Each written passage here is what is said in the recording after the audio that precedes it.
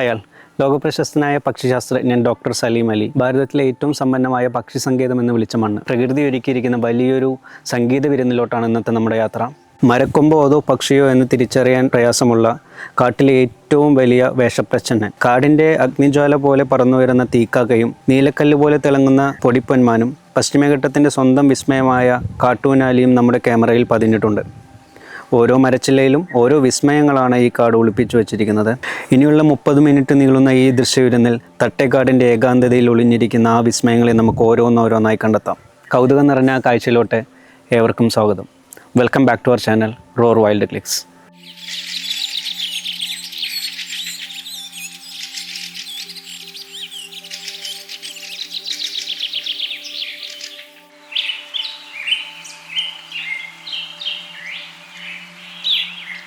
അങ്ങനെ ദീർഘമേറിയൊരു യാത്രയ്ക്ക് ശേഷം നമ്മൾ തട്ടേക്കാട് എത്താറായിട്ടുണ്ട്.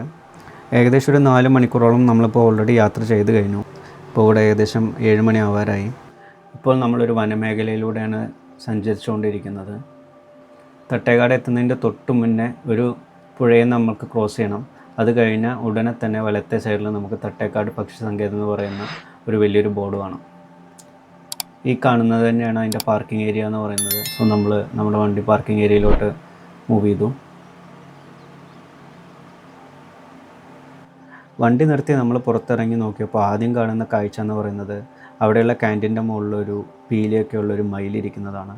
ഇപ്പോൾ പീലിയെല്ലാം പോയി പുതിയ പീലികൾ വന്നുകൊണ്ടിരിക്കുന്ന ഒരു ഇതായിട്ടാണ് എനിക്ക് തോന്നിയത്. കാരണം പീലികൾക്കൊന്നും അധികം വലുപ്പമില്ല. എന്തായാലും അതിമനോഹരമായൊരു വിഷ്വൽസ് ആയിരുന്നു ഇറങ്ങിച്ചെന്നപ്പോൾ തന്നെ തട്ടേക്കാട് നമ്മളെ വെൽക്കം ചെയ്തത്. നമ്മളാണ് തട്ടേക്കാട് നിന്ന് ആദ്യം എത്തിയേക്കുന്ന വിസിറ്റേഴ്സ്, വേറെ ആരും വന്നിട്ടില്ല. സോ ഞാനങ്ങനെ ടിക്കറ്റ് കൗണ്ടറിൻ്റെ അടുത്തേക്ക് നടന്നു ചെന്നു. അപ്പോൾ അവിടെ ഇരിക്കുന്നൊരു ചേട്ടനോട് അന്വേഷിച്ചപ്പോൾ പറഞ്ഞത് 7 മണിക്കാണ് ടിക്കറ്റ് കൗണ്ടർ തുറന്നുള്ളൂ. നമ്മളിപ്പോൾ ഏകദേശം 6:50 ഒരു 10 മിനിറ്റ് കൂടി നമുക്ക് വെയിറ്റ് ചെയ്യണം. ഇവിടെ വിവിധ തരത്തിലുള്ള ബേഡിങ് പ്രോഗ്രാംസും അതിൻ്റെ ചാർജസും കാര്യങ്ങളൊക്കെ എഴുതി വെച്ചിട്ടുണ്ട്. ഇതാണ് എൻട്രൻസ്. ഈ വഴിയിലൂടെയാണ് നമുക്ക് ബേഡിങ് ട്രയലിനായിട്ട് പോകേണ്ടത്. ഇത് എക്കോ ഷോപ്പാണ്. ഇവിടെ തന്നെയാണ് ടിക്കറ്റ് കൗണ്ടറും. ഇതൊന്നും ഇപ്പോൾ ഓപ്പൺ ആയിട്ടില്ല. കുറച്ച് സമയത്തിന് ശേഷം ടിക്കറ്റ് കൗണ്ടർ ഓപ്പണായി. നമ്മളങ്ങനെ ടിക്കറ്റ് കൗണ്ടറിലോട്ട് നടക്കുവാണ്. ഇവിടെ നമുക്കൊരു ഡിക്ലറേഷനൊക്കെ സൈൻ ചെയ്ത് കൊടുക്കാനുണ്ട്. ഇന്നത്തെ ആദ്യത്തെ ടിക്കറ്റ് നമുക്കാണ് തരുന്നത്. ഏകദേശം 5 തരം പ്രോഗ്രാംസാണ് ഇവിടെ നടത്തുന്നത്. അതിൽ 4 വിത്ത് ഗൈഡും 1 സെൽഫ് ഗൈഡഡുമാണ്. ഈ ബോർഡർ ഹൈക്കിംഗ് എന്ന് പറയുന്നത് ഏകദേശം ഒരു 15 കിലോമീറ്ററോളമുള്ള യാത്രയാണ്. ഇതിന് നമ്മൾ മുൻകൂട്ടി ബുക്ക് ചെയ്യേണ്ടതുണ്ട്. അതിന് ഏകദേശം 1800 രൂപയാണ് പ്രൈസ് വരുന്നത് പെർ ഹെഡ്. ബ്ലാക്ക് ബസ, ഡ്രാഗൺ എന്ന 2 ട്രെയിലിന് 620 രൂപയാണ് വരുന്നത്. നമ്മളെടുത്തേക്കുന്നത് ഫ്രോഗ് മൗത്ത് ട്രെയിലാണ്. അത് 266 രൂപയാണ് പെർ ഹെഡ് വരുന്നത്. അതൊരു 3 കിലോമീറ്ററോളമുള്ള ഒരു യാത്രയാണ്. പിന്നെ ഉള്ളതാണ് സലീം അലി ബേർഡ് ട്രെയിൽ. അതിന് 66 രൂപയാണ് പെർ ഹെഡ് വരുന്നത്. ഇതിനകത്ത് ഗൈഡ് ഉണ്ടായിരിക്കില്ല. ഇത് നമ്മൾ സ്വന്തമായിട്ട് പോയി എക്സ്പ്ലോർ ചെയ്ത് വരണം. ഇതാണ് നമ്മളിന്ന് പോകാൻ പോകുന്ന സൈലോൺ ഫ്രോഗ് മൗത്ത് ട്രെയിലിൻ്റെ ഒരു റൂട്ട് മാപ്പ് എന്ന് പറയുന്നത്.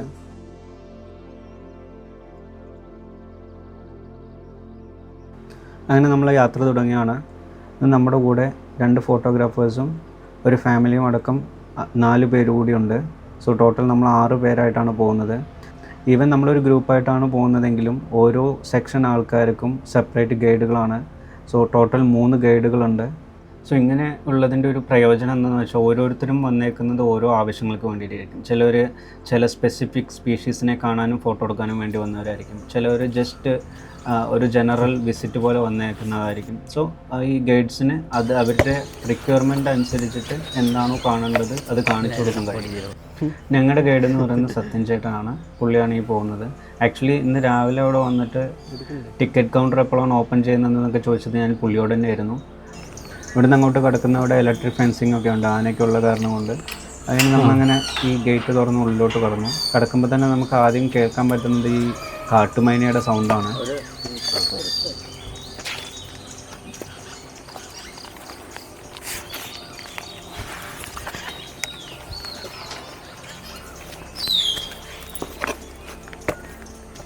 ഗേറ്റ് കടന്ന് കുറച്ച് ദൂരം മുന്നോട്ട് കടന്നപ്പോൾ നമുക്ക് കാണാൻ സാധിച്ചത് തീരെ പഴക്കമില്ലാത്തൊരു ആനപ്പിണ്ടമായിരുന്നു. അപ്പോഴാണ് സത്യൻ ചേട്ടൻ പറയുന്നത് ഇന്നലെ പുള്ളിക്ക് ഒരു ഫോറിൻ ഗസ്റ്റ് ഉണ്ടായിരുന്നു. സോ അവരെയും കൊണ്ട് വരുന്ന വഴിക്ക് ഈ ഒരു ഏരിയയിൽ നിന്ന് ആന റോട്ടിലോട്ട് കയറുകയും ഇവർക്ക് നേരെ നടന്നു വരുന്നതും ആയിട്ടുള്ളൊരു വിഷ്വൽസ് അവർക്ക് കിട്ടി. വന്ന ആൾക്കാർക്ക് കുറേ ഫോട്ടോസൊക്കെ എടുക്കാൻ സാധിച്ചു എന്നാണ് പറയുന്നത്. തട്ടേക്കാട് ആനകളൊക്കെ ഭയങ്കര ആക്റ്റീവായിട്ടുള്ളൊരു സ്ഥലം കൂടിയാണെന്നാണ് പറയുന്നത്. അങ്ങനെ കുറച്ച് ദൂരമാണ് മുന്നോട്ട് നടന്ന് നമ്മളൊരു പാറക്കെട്ടിന് മുകളിൽ കയറിയിരിക്കുകയാണ്. ഇവിടെ നിന്നാണ് സാധാരണ അവർക്ക് കുറേ പക്ഷികളുടെ സൈറ്റിങ്സ് ഒക്കെ കിട്ടുന്നത്. കാരണം 4 സൈഡും മരങ്ങളാണ്, ഇവിടെ കുറച്ച് ഗ്യാപ്പ്. അപ്പോൾ നമുക്കിവിടെ നിന്നിട്ട് 4 സൈഡും വീക്ഷിക്കാൻ സാധിക്കും.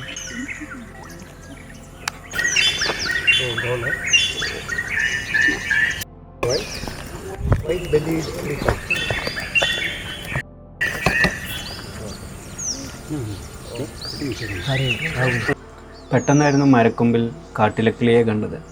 ഗോൾഡൻ ഫ്രണ്ടഡ് ലീഫ് ബേർഡ് എന്നാണ് അതിൻ്റെ ഇംഗ്ലീഷിലെ പേര്.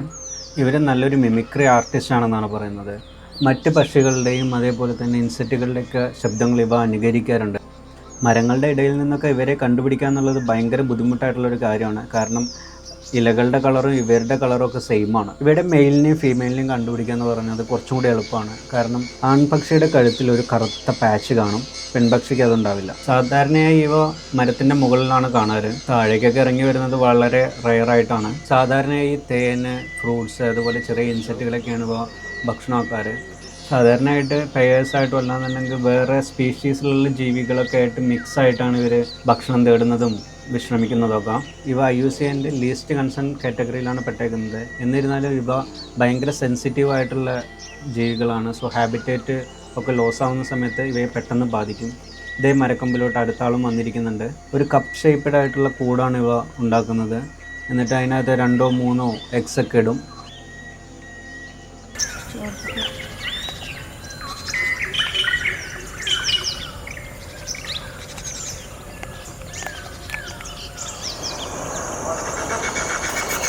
തൊട്ടടുത്ത കൊമ്പിലതാ ചാരമരപ്പൊട്ടനിരിക്കുന്നു. ഒരു ഇൻ്റലിജൻ്റ് ആയിട്ടുള്ളൊരു ബേർഡാണ്. അവർ പെട്ടെന്ന് തന്നെ കാര്യങ്ങൾ മനസ്സിലാക്കി, അതേപോലെ തന്നെ ഫുഡ് എവിടേക്കാണ് ഇരിക്കുന്നതെന്ന് കറക്റ്റായിട്ട് ഓർമ്മിച്ച് വയ്ക്കാനും കഴിവുണ്ട് അവർക്ക്.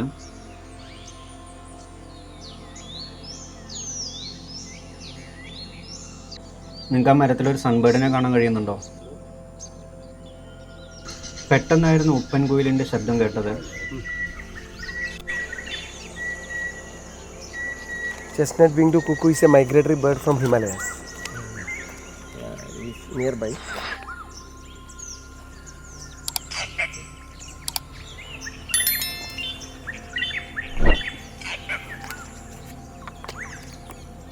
കുറേ നേരം നമ്മളവിടെ വെയിറ്റ് ചെയ്തെങ്കിലും നമുക്ക് ആളെ കാണാൻ കഴിഞ്ഞില്ല. ഇതേ മരത്തിലൊരു ഗ്രേ ബെല്ലീഡ് കുക്കു ഇരിക്കുന്നു. മറ്റു കുയിലുകളെ പോലെ തന്നെ ഇവയും സ്വന്തമായി കൂട് വയ്ക്കാതെ മറ്റു പക്ഷികളുടെ കൂടാണ് ഉപയോഗിക്കുന്നത്. നമ്മൾ വീണ്ടും യാത്ര തുടങ്ങി. അപ്പോഴേക്കും നമ്മുടെ സച്ചിൻ ചേട്ടൻ കാടിനകത്തുകൂടെയൊക്കെ പോയി എവിടെയാണ് ഫ്രോഗ് മോത്ത് ഇരിക്കുന്നതെന്നൊക്കെ കണ്ടുപിടിച്ചിരുന്നു. പുള്ളി നമ്മളെ വിളിക്കാൻ വേണ്ടി വന്നേക്കുവാണ്. അങ്ങനെ ഞങ്ങൾ ആ ഫ്രോഗ് മോത്തിനെ കാണാൻ വേണ്ടി പോവുകയാണ്. മാക്കാച്ചിക്കാട എന്നാണ് ഇതിനെ മലയാളത്തിൽ വിളിക്കുന്നത്. ഇതിൻ്റെ കൊക്കിൻ്റെ ആകൃതിയും ഫേസൊക്കെ കൊണ്ടായിരിക്കാം അങ്ങനെ ഒരു പേര് വന്നതെന്ന് ഞാൻ വിചാരിക്കുന്നു. ഇതുവരെ ഫോട്ടോസിലല്ലാതെ നേരിട്ട് അതിനെ കാണാൻ ഒരു ഭാഗ്യം ഉണ്ടായിട്ടില്ല. നമ്മുടെ കൂടെ വന്ന മറ്റ് 2 ഫോട്ടോഗ്രാഫേഴ്സിനൊന്നും ഇതിനെ ആവശ്യമില്ല. അവർ ബ്ലൂ ഇയേർഡ് കിങ്ഫിഷറിനെ മാത്രം നോക്കി വന്നേക്കുന്ന ആൾക്കാരാണ്. അങ്ങനെ കുറച്ച് നേരത്തെ നടത്തതിന് ശേഷം ഞങ്ങൾ അങ്ങനെ മാക്കാച്ചിക്കാട് ഇരിക്കുന്ന ഒരു ബുഷിൻ്റെ അടുത്തേക്ക് എത്തി. ഗൈഡുമാരെ 2 പേരും കണ്ടെങ്കിലും എനിക്കതിനെ ആദ്യം കാണാൻ സാധിച്ചില്ല. ഇവ കാടുമായി അങ്ങനെ ഇണങ്ങിച്ചേർന്നിരിക്കുന്നത് കാരണം കൊണ്ട് നമുക്ക് ഇവയെ ഐഡൻറ്റിഫൈ ചെയ്യുക എന്ന് പറയുന്നത് ഭയങ്കര ബുദ്ധിമുട്ടായിട്ടുള്ളൊരു കാര്യമാണ്. ഞാൻ കണ്ടില്ല.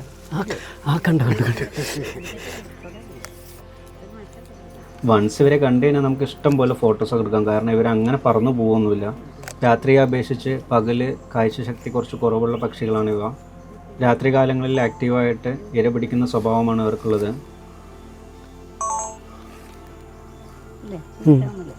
ഉണ്ടോ? നിങ്ങൾ ഈ പക്ഷി ഇതിന് മുന്നേ കണ്ടിട്ടുണ്ടോ? ഉണ്ടെങ്കിൽ എവിടെ നിന്നൊക്കെ ഒന്ന് കമൻറ്റ് ചെയ്യണേ.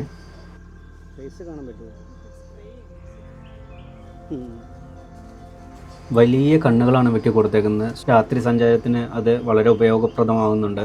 പകൽ സമയങ്ങളിൽ മരക്കൊമ്പിൽ ഇളകാതെ മണിക്കൂറുകളോളം ഇരിക്കാൻ ഇവയ്ക്ക് സാധിക്കും. സോ നമുക്ക് കാണുമ്പോൾ പെട്ടെന്ന് ഒരു ഉണങ്ങിയ മരക്കൊമ്പ് ഇരിക്കുന്ന പോലെ തോന്നുള്ളൂ.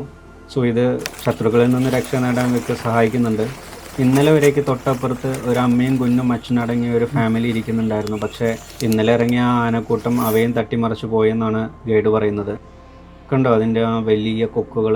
തവളയുടെയൊക്കെ മുഖം പോലെ തോന്നുന്നത് കൊണ്ടായിരിക്കാം മാക്കാച്ചിക്കാടാന്ന് പേര് വന്നേക്കുന്നത്. ഈ കൊക്കിൻ്റെ വലുപ്പത്തേക്ക് വളരെ കൂടുതലാണ് വാ തുറന്നു പിടിക്കുമ്പോൾ ഉള്ളതെന്നാണ് പറയുന്നത്. എന്തായാലും എനിക്ക് ആളെ ഇഷ്ടപ്പെട്ടു. ഈ ചെടികളുടെ ഇടയിൽ നിന്ന് നിങ്ങൾക്ക് അതിനെ കണ്ടുപിടിക്കാൻ പറ്റുന്നുണ്ടോ? ഇൻസെക്റ്റുകൾ മാത്രമല്ല, ചെറിയ പല്ലികൾ, തവളകളൊക്കെ അവരുടെ ഭക്ഷണ മെനുവിലുള്ളതാണ്. പകല് ഒരു ആകുമ്പോഴത്തേക്കും രാവിലെ വരും, എന്നിട്ട് ഇത് കണ്ടുപിടിക്കുക. പകൽ വരും, എന്നിട്ട് നോട്ട് ചെയ്ത് വെക്കും. Okay. They will arrive in morning time or something, and they will identify the locations. Oh, he already knew it is there. Yeah, here. And the thing is, like, the bird is not move in the daytimes.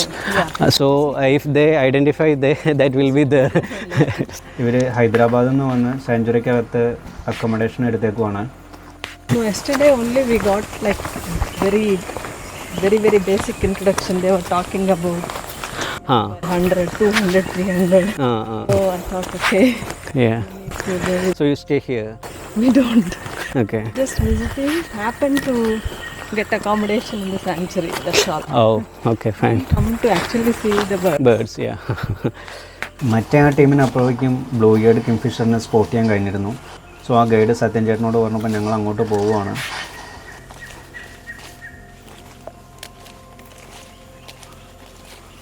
ഈ ഒരു യാത്രയിൽ എനിക്ക് ഏറ്റവും ഇഷ്ടപ്പെട്ട ഈ ഒരു ഏരിയയാണ്. ശരിക്കും ഒരു ഘോര വനത്തിനകത്ത് നമ്മളുള്ള പോലെയാണ്. ലൈറ്റൊക്കെ വളരെ കുറവാണ്. പിന്നെ ഇന്നലെ എങ്ങാണ്ട് ചെറിയ മഴയൊക്കെ പെയ്തിട്ട് ആ ഇലകളിലും മരങ്ങളിലൊക്കെ നമുക്ക് കാണാം.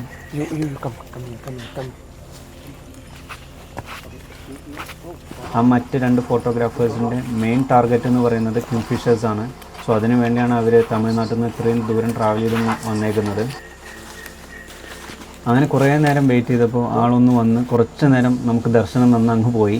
കോമൺ കിങ്ഫിഷറിന് ഇതിനെയും കാണാൻ ഒരുപോലെ ഇരിക്കും, പക്ഷേ ഇതിൻ്റെ ചെവിയുടെ താഴെ ബ്ലൂ കളറാണ് ഒരു പാച്ച് ഉള്ളത്. കോമൺ കിങ്ഫിഷറിൻ്റെ ആവട്ടെ ഒരു ഓറഞ്ച് കളറായിരിക്കും. അങ്ങനെ നമ്മൾ ഏകദേശം ഫ്രോഗ് മൗത്ത് ട്രെയിലിൻ്റെ എൻഡിലോട്ട് എത്തി. നിങ്ങൾക്ക് അവിടെ കാണാം, frog mouth trail will end here, black bazaar trail continue. So നമ്മൾ ബ്ലാക്ക് ബസാർ ട്രെയിലാണ് എടുത്തിരുന്നെങ്കിൽ കുറച്ചും കൂടി ദൂരം നമുക്ക് മുന്നോട്ട് പോകുമായിരുന്നു. പക്ഷേ അവരെല്ലാം തിരിച്ച് അവരുടെ നാട്ടിലോട്ട് പോയ കാരണം കൊണ്ട് നമ്മൾ ആ ഒരു ട്രെയിൽ എടുത്തില്ല. അങ്ങ് ദൂരെ കാണുന്നത് ഞാനാണ്. ഇവിടെ അച്ചു റെസ്റ്റൊക്കെ എടുത്ത് ഇരിക്കുമായിരുന്നു. അപ്പോഴാണ് ഞാൻ പെട്ടെന്ന് ഒരു പക്ഷി പറന്നു പോകുന്നത് കണ്ടു. അപ്പോൾ അതെന്താണെന്ന് നോക്കാൻ വേണ്ടി ഞാൻ അങ്ങോട്ട് പോയതാണ്. ആദ്യം എനിക്ക് മനസ്സിലായില്ല, പിന്നീടാണ് എനിക്ക് ആളെ മനസ്സിലായത്. അത് തീക്കാക്ക എന്ന് പറയുന്ന മലബാർ ട്രോഗണായിരുന്നു. ഞാൻ ഈ പക്ഷിയും ആദ്യമായിട്ടാണ് കാണുന്നത്. ഇതിൻ്റെ മുന്നത്തെ നെല്ലിയാമ്പതി യാത്രയിൽ നമ്മളൊരു 30 സ്പീഷീസോളം നമുക്ക് കാണാൻ പറ്റിയിട്ടുണ്ടായിരുന്നു. അതിനകത്ത് തീ കുരുവി എന്ന് പറയുന്ന ഒരു പക്ഷിയെക്കുറിച്ച് ഞാൻ പറയുന്നുണ്ട്. സോ കണ്ടിട്ടില്ലാത്തവർ അതൊക്കെ ഒന്ന് കണ്ടു നോക്കും. നിങ്ങൾക്ക് കുറേ ഇൻഫർമേറ്റീവായിട്ടുള്ള കാര്യങ്ങൾ നിങ്ങൾക്ക് അതിന് കിട്ടും. എൻ്റെ വീഡിയോസ് വെറും ഒരു ട്രാവൽ ബ്ലോഗ് പോലെ അല്ലാതെ കുറച്ച് ഇൻഫർമേറ്റീവായിട്ട് നേച്ചറിനെ കുറിച്ചും വൈൽഡ് ലൈഫിനെ കുറിച്ചും അതിൻ്റെ കൺസർവേഷനെ കുറിച്ചൊക്കെ നിങ്ങളിലോട്ട് എത്തിക്കുക എന്നതാണ് ഉദ്ദേശം. തീക്കാക്കയാവട്ടെ നമുക്ക് പിടിതരാതെ ഓരോ ചില്ലകളുടെ ഇടയിലൂടെ പറന്നുകൊണ്ടിരിക്കുകയാണ്. ഏർലി മോർണിംഗിലും ഈവനിങ്ങിലുമാണ് ഇവ കൂടുതലായിട്ട് ആക്റ്റീവായി കൊണ്ടിരിക്കുന്നത്. കുറേ നേരത്തെ കാത്തിരിപ്പിന് ശേഷം ചെറുതായ ഒന്നാൾ പോസ് ചെയ്ത് തന്നു. ബാക്ക് സൈഡ് വ്യൂ മാത്രമേ നമുക്ക് കിട്ടുകയുള്ളൂ. ആക്ച്വലി ഇവയുടെ ഫ്രണ്ടിൽ നിന്ന് കാണാനാണ് കൂടുതൽ ഭംഗി. ആൺപക്ഷിക്ക് വയറിൻ്റെ ഭാഗം ഒരു ചുവന്ന കളറോട് കൂടിയതായിരിക്കും. പെൺപക്ഷിയുടെ ഒരു ഡള്ളായിട്ടുള്ളൊരു ബ്രൗൺ കളറായിരിക്കും. ഇത് കാരണം ഇത് രണ്ടും 2 ഡിഫറെൻറ്റ് പക്ഷികളാണെന്ന് വരെ നമുക്ക് തോന്നിപ്പോവും. ഈ 2 ഫോട്ടോ ഒന്ന് ആൾ പറന്നുപോയി. അടുത്തൊരു മരക്കൊമ്പിൽ ഒരു മലയണ്ണാനിരുന്ന് ഫുഡ് കഴിച്ചുകൊണ്ടിരിക്കുകയാണ്. ഇതുവരെയൊക്കെ ഉള്ളൂ അല്ലേ ഈ ട്രെയിൽ? ഇവിടുന്ന് മറ്റേ ട്രെയിൽ എത്ര ദൂരമുണ്ട്? ഇവിടുന്ന് ഒരു 1 കിലോമീറ്റർ കൂടി ഉണ്ട്. അതിൻ്റെ അവസാനം എന്താ അതേപോലെ തന്നെയാണോ അതോ? ബസ് അവിടെ കണ്ടില്ലെങ്കിൽ അവിടെ കാണാം. ബസ്സൊക്കെ പോയില്ലേ ഇപ്പോൾ? ബസ്സൊക്കെ പോയി. അവിടുന്ന് താഴ്ത്തിക്ക് കാട്ടിനുള്ളിലേക്ക് കുറച്ച് നടക്കാനുണ്ട്. എവിടെയാ? ആ വഴിയാ? അതിലൊക്കെ പോകും. അത് കൂടി പക്ഷികളൊക്കെ കാണാൻ ചാൻസ് ഉണ്ട്.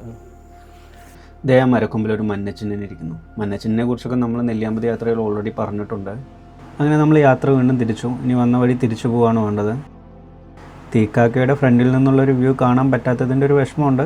സാരമില്ല, അടുത്തൊരു യാത്രയിൽ കിട്ടുമായിരിക്കും. പെട്ടെന്നാണ് നമ്മൾ ആ മീൻകൊത്തിയെ കണ്ട സ്ഥലത്ത് നിന്ന് ഗ്രേ ഹോൺബിലിൻ്റെ സൗണ്ട് കേട്ടത്. കോഴി വേഴാമ്പലിനെ തിരഞ്ഞ് നടക്കുകയാണ്. ഈ വഴി നേരെ ചെല്ലുന്നത് ഒരു ഫോറസ്റ്റ് ഏരിയയിലോട്ടാണ്.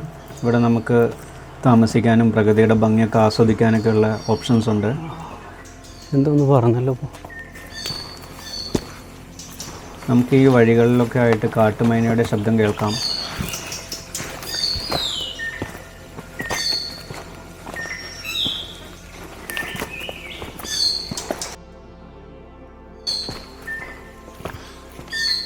ദൂരെ നിന്ന് തന്നെ നമുക്ക് ആ വാച്ച് ടവറും ആ ഒരു സ്റ്റേ ഒക്കെ കാണാൻ സാധിക്കും. ഇന്നവിടെ ഗസ്റ്റുകളൊന്നും ഇല്ലാത്തത് കാരണം കൊണ്ടാണ് നമുക്കിന്ന് ഇങ്ങോട്ട് വരാൻ സാധിച്ചത്. വാച്ച് ടവറിൻ്റെ മുറ്റത്ത് മരത്തിലതാ കാട്ടുമൈന ഇരുന്ന് പാട്ട് പാടുന്നു.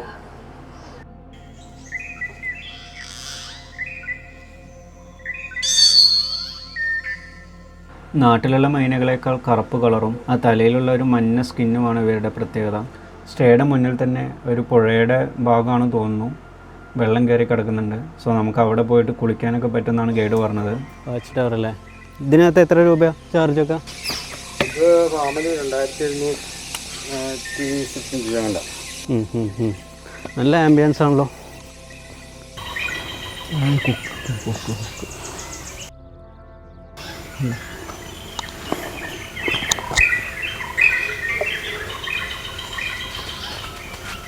ഇതേ പുഴയോരത്തിരുന്ന ഒരു കൊക്കത പേൻ നോക്കുന്നു. അതെല്ലേ? ഇത് കണ്ടോ, അതിമനോഹരമായൊരു വൃക്ഷവും അതിൻ്റെ കായ്. മൂട്ടപ്പുളി എന്നും കണ്ടാണ് പുള്ളി എന്നോട് പറഞ്ഞത് ഇതിൻ്റെ പേര്. ഇതിൻ്റെ പേര് അറിയുന്നവരുണ്ടെങ്കിൽ ഒന്ന് കമൻറ്റ് ചെയ്യണേ. നമുക്കെന്തായാലും കോഴിവേഴാമ്പലിൻ്റെ സൗണ്ട് മാത്രമേ കേൾക്കാൻ പറ്റുള്ളൂ, കാണാൻ പറ്റില്ല. തിരിച്ചു വരുന്ന വഴിക്ക് വീണ്ടും മീൻകൊത്തികളെ കണ്ട സ്ഥലത്തെത്തി. അപ്പോഴാണ് മറ്റേ ഗൈഡ് പറയുന്നത് മീൻകൊത്തികൾ അവിടെ എത്തിയിട്ടുണ്ടെന്ന്. ഫോട്ടോ അത് ഫോട്ടോ കിട്ടിയില്ല, വീഡിയോ ഒരു ജസ്റ്റ് ഒരു 2 seconds കിട്ടി. അവർക്ക് കിട്ടിയോ?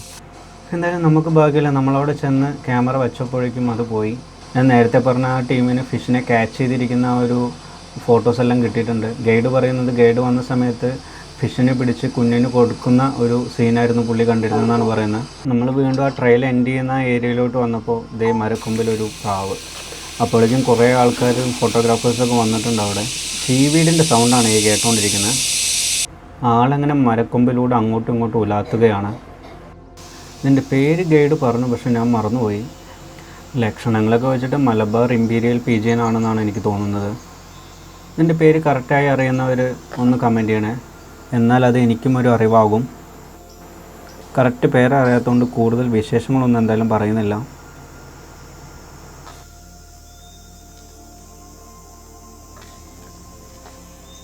എന്തായാലും ആളുടെ ശബ്ദമൊന്ന് കേട്ട് നോക്കി.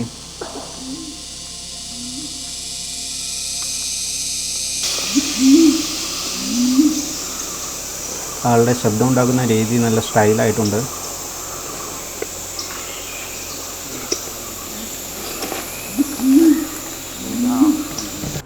അപ്പോഴേക്കും നമ്മുടെ സത്യൻ ചേട്ടൻ വീണ്ടും ഫ്രോഗ് മോത്തിനെ കണ്ടുപിടിച്ചു. പുള്ളിയുടെ ഈ ഫ്രോഗ് മോത്തിനെ കണ്ടുപിടിക്കാനുള്ള കഴിവെന്ന് പറയുന്നത് ശരിക്കും അപ്രീഷിയേറ്റ് ചെയ്യേണ്ട ഒരു കാര്യമാണ്. ഇവ IUCN ലീസ്റ്റ് കൺസേൺ കാറ്റഗറിയിലാണ് വരുന്നത്. എന്നിരുന്നാലും ഹാബിറ്റേറ്റിൽ വരുന്ന ചേഞ്ചസ് എല്ലാം ഇവയുടെ നിലനിൽപ്പിനെ ബാധിക്കും. ഈ ചെടിക്കകത്തൊക്കെ എവിടെയാണ് ഇരിക്കുന്നതെന്ന് പുള്ളി കാണിച്ചു തന്നാൽ പോലും കാണാൻ പറ്റാത്ത അവസ്ഥയാണ്. ഇത്തവണ നമുക്ക് 2 പേരെ കാണാൻ സാധിച്ചിട്ടുണ്ട്. കണ്ടോ, അവരിരുന്ന് ആടുന്നത് കണ്ടോ? കുഞ്ഞായിരിക്കും, ചെറുത്. ഇത് ആൺപക്ഷികളാണെന്ന് തോന്നുന്നു. കാരണം മോസ്റ്റ്ലി ഒരു ഗ്രേയും ബ്ലാക്കും കളേർഡായിട്ടുള്ള ഒരു പാറ്റേൺ ആയിരിക്കും ആൺപക്ഷികൾക്ക് ഉണ്ടാവുക. അതേസമയം പെൺപക്ഷികൾക്കാവട്ടെ റെഡിഷ് ആയിട്ടുള്ളൊരു ബ്രൗൺ കളറും. അപ്പോൾ നമ്മൾ നേരത്തെ കണ്ടത് അതൊരു ഫീമെയിൽ ബേർഡായിരിക്കാം. ഈ ജീവികളെ കാണാൻ നമ്മുടെ വെസ്റ്റേൺ ഗഡ്സിലും അതേപോലെ ശ്രീലങ്കയിലും പോകണം. ശ്രീലങ്കൻ ഫ്രോഗ് മോത്ത് എന്നുകൂടി ഇവ അറിയപ്പെടുന്നുണ്ട്.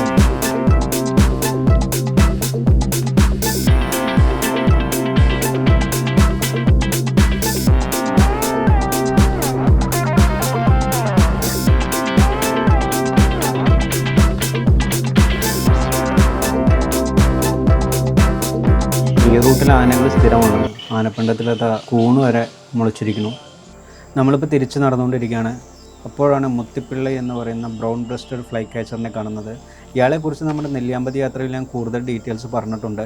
പെട്ടെന്നായിരുന്നു അച്ചു നമ്മുടെ കാട്ടൂനാലിയെ കാണുന്നത്, വൈറ്റ് ബെല്ലിഡ് ട്രീപ്പി.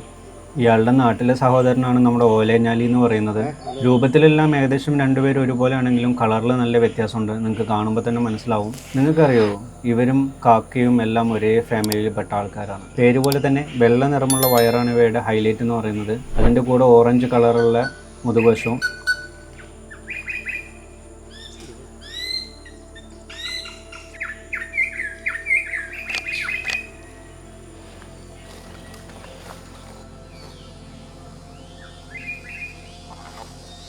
എന്തായാലും ബ്ലാക്ക് ആൻഡ് വൈറ്റ് ആയിട്ടുള്ള കളർ കാണുമ്പോൾ തന്നെ ഒരു ഭംഗിയാണ്.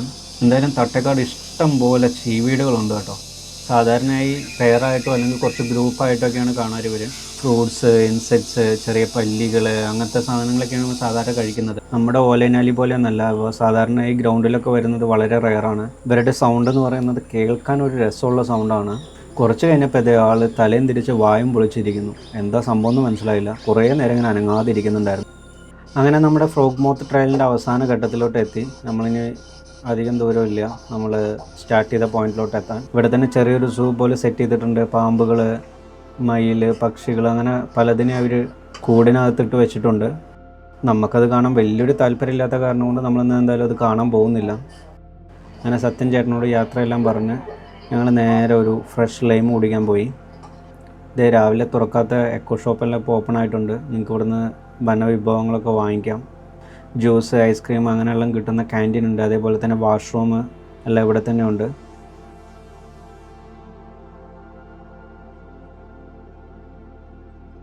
ഈ ടിക്കറ്റ് കൗണ്ടറിൽ നിന്ന് ഏകദേശം ഒരു 100-300 മീറ്റർ മാറിയാണ് Salim Ali bird trail. Hi guys, അപ്പോൾ ഞങ്ങൾ എന്താ പറയുക, ഫ്രോഗ് മോത്ത് ട്രയൽ കഴിഞ്ഞു. അത് കഴിഞ്ഞിട്ട് ഞങ്ങളിവിടെ സലീം അലി ബേർഡ് ട്രയലിലോട്ട് വന്നേക്കാണ്. ഇത് ജസ്റ്റ് സ്റ്റാർട്ട് ചെയ്തിട്ടുള്ളൂ. 2 സൈഡിലും ഫെൻസിങ് ഒക്കെ കൊടുത്തിട്ടുണ്ട്. നമുക്ക് അതിൻ്റെ നടുവ് കൂടെ ഒരു വഴിയുണ്ട്. അതിൽ കൂടെയാണ് നമുക്ക് നടക്കേണ്ടത്. നോക്കട്ടെ, എന്തായാലും ഇപ്പോൾ സമയം എന്താണെന്ന് വെച്ചാൽ 11:30 മണി കഴിഞ്ഞു. അപ്പം ഇനി കൂടുതൽ ബേർഡ്സിനൊന്നും എക്സ്പെക്റ്റ് ചെയ്യുന്നില്ല. അങ്ങനെ ഞങ്ങൾക്ക് അവിടെ ഒരു എന്താതിൻ്റെ പേര്, നീർക്കാക്കയെ കിട്ടിയിരിക്കുകയാണ്. അച്യുത് അവിടെ ഫോട്ടോ എടുത്തുകൊണ്ടിരിക്കുകയാണ്, കണ്ടോ. ഈ ചെറിയ നീർക്കാക്കയെക്കുറിച്ച് നമ്മൾ വിശദമായി നെല്ലിയാമ്പതി യാത്രയിൽ പറഞ്ഞിട്ടുണ്ട്. ബ്രീഡിങ്ങിൻ്റെയൊക്കെ സമയമാവുന്ന സമയത്ത് ഒരു ചെറിയ വൈറ്റ് കളറുള്ള പാച്ചൊക്കെ നമുക്ക് അവരുടെ ശരീരത്തിൽ കാണാൻ പറ്റും. മരത്തിൻ്റെയൊക്കെ ഉയരങ്ങളിൽ ഗ്രൂപ്പായിട്ടാണ് സാധാരണ കൂടുകൾ വയ്ക്കുന്നത്. മീനുകൾക്ക് പുറമെ ചെറിയ ഇൻസെക്റ്റുകൾ, തവളകൾ, അതേപോലെ തന്നെ വെള്ളത്തിനുള്ളിലുള്ള ചെറിയ ചെറിയ പ്രാണികൾ, ജീവികളൊക്കെ ഇവ കഴിക്കുന്നുണ്ട്. കുറച്ച് ദൂരം നടന്നു കഴിഞ്ഞാൽ ഇങ്ങനെ ഒരു ബോർഡും ഒരു ജംഗ്ഷൻ പോലെ നമുക്ക് കാണാം. അവിടുന്ന് ലെഫ്റ്റ് സൈഡിലോട്ടാണ് നമുക്ക് പോകേണ്ടത്. അവിടുന്ന് അങ്ങോട്ട് സ്റ്റാർട്ട് ചെയ്യുമ്പോൾ തന്നെ അതവിടെ ട്രെഞ്ചെല്ലാം ഉണ്ടാക്കിയിട്ടിട്ടുണ്ട്. സോ ആനകൾ വരുന്ന വഴിയായിരിക്കാം, അത് കാരണം കൊണ്ടായിരിക്കാം. അത് പറഞ്ഞ് കയറിയ ഉടനെ തന്നെ കണ്ട കാഴ്ചയാണ് 2 സൈഡിലും നിറയെ ആനപ്പണ്ടങ്ങൾ. പക്ഷെ അത് ഇന്നത്തെ ഒന്നല്ല, കുറച്ച് പഴക്കമുണ്ട്. അങ്ങനെ നമ്മൾ ഒരു കൈതകളൊക്കെ തിങ്ങി നിറഞ്ഞ് നിൽക്കുന്ന ഒരു സ്ഥലത്തോട്ട് എത്തി. അവിടെ അതപ്പോൾ ഒരു കുളക്കൊക്കെ നിൽക്കുന്നു. ഞാൻ അതിൻ്റെ വീഡിയോ എടുത്തുകൊണ്ടിരിക്കുകയായിരുന്നു. അപ്പോഴാണ് ഞാൻ ശ്രദ്ധയിൽപ്പെടുന്നത് താഴെ നിറയെ പ്ലാസ്റ്റിക് വേസ്റ്റ്. എത്ര കുപ്പികളാണെന്നറിയോ, പ്ലാസ്റ്റിക് കുപ്പികൾ വെള്ളത്തിലോട്ട് ഇട്ടേക്കുവാണ്. സോ ഇതൊക്കെ ശരിക്കും പ്രകൃതിയെ നല്ലപോലെ ബാധിക്കും. ഞാൻ അതിനകത്ത് കൂടുതലൊന്നും പറയുന്നില്ല, നമ്മൾ പല വീഡിയോയിലും പറയുന്നതാണ്. പ്രകൃതിയെ ആസ്വദിക്കാൻ വന്നിട്ട് അത് മലിനമാക്കാതെ തിരിച്ചു കൊണ്ടുപോകാൻ നോക്കുക. ഇത് അടുത്ത മരക്കൊമ്പിൽ ഒരു റോക്കറ്റ് ട്രയൽ ഡ്രാങ്കോ. തട്ടേക്കാടിനെ കുറിച്ച് പറയുകയാണെന്നുണ്ടെങ്കിൽ doctor Salim Ali bird sanctuary എന്നും കൂടി ഒരു പേരുണ്ട് ഈ തട്ടേക്കാടിന്. എറണാകുളം ഡിസ്ട്രിക്റ്റിലാണ് സ്ഥിതി ചെയ്യുന്നതെങ്കിലും ഇടുക്കി ഫോറസ്റ്റ് ഡിവിഷൻ്റെ അണ്ടറിൽ വരുന്ന ഒരു ഏരിയയാണ്. ഏകദേശം 25 സ്ക്വയർ കിലോമീറ്ററാണ് ഇതിൻ്റെ വിസ്തൃതി. സീ ലെവലിൽ നിന്ന് ഏകദേശം 35 മുതൽ 523 മീറ്റർ വരേക്ക് ഹൈറ്റിലാണ് ഇത് സ്ഥിതി ചെയ്യുന്നത്. അങ്ങനെ നമ്മൾ എത്തിച്ചേരുന്നത് ഒരു വാച്ച് ടവറിൻ്റെ ഫ്രണ്ടിലോട്ടാണ്. ഇവിടെ നിന്ന് നമുക്ക് കുറച്ച് ഹൈറ്റിൽ വ്യൂസൊക്കെ കാണാൻ പറ്റും. ഇവിടേക്ക് വരേണ്ട ബെസ്റ്റ് ടൈമിംഗ് എന്ന് പറയുന്നത് നവംബർ മുതൽ ഒരു മാർച്ച് വരേക്കൊക്കെ. മാർച്ചൊക്കെ ആകുമ്പോഴേക്ക് ഓൾമോസ്റ്റ് പക്ഷികളൊക്കെ തിരിച്ചു പോകും.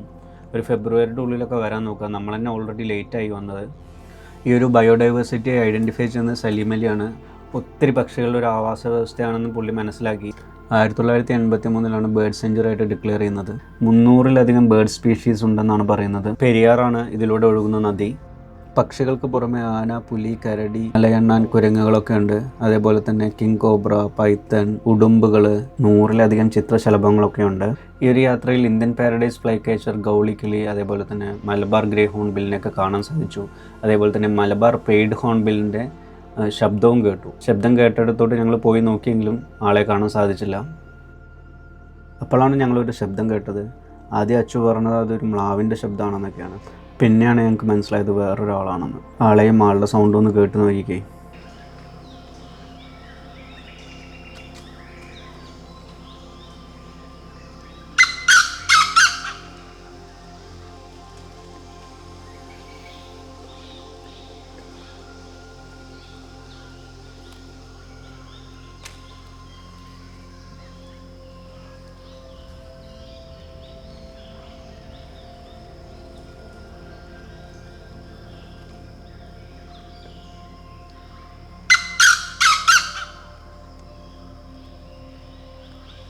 നമ്മുടെ നാട്ടിലെ കോഴികളുടെ പൂർവികർ തന്നെയാണ് ഇവർ. ഗ്രൗണ്ടിലാണ് മിക്ക സമയങ്ങളിലും. അധികം ദൂരം പറക്കാനൊന്നും വയ്യ.